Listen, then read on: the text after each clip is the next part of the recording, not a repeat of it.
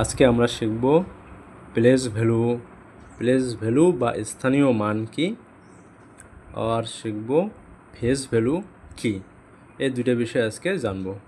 তো প্রথমে আমরা প্লেস ভ্যালু জেনে নিই। প্লেস ভ্যালু কি? প্লেস ভ্যালু বা স্থানীয় মান, এটাকে জানবো আমরা। প্লেস ভ্যালু কি? কোনো একটা যদি সংখ্যা দেওয়া থাকে, ধরো সংখ্যাটা যে কোনো সংখ্যা 4, 5, 6, 8, 3, 2, এখানে যদি বলা হয় 6-এর প্লেস ভ্যালু কী হবে, তাহলে 6-এর প্লেস ভ্যালু হবে 6, বাকি তারপরে যতগুলো সংখ্যা থাকবে ততগুলো 0 হবে।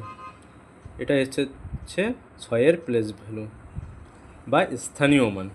এখন জানবো ফেস ভ্যালু কি। Face value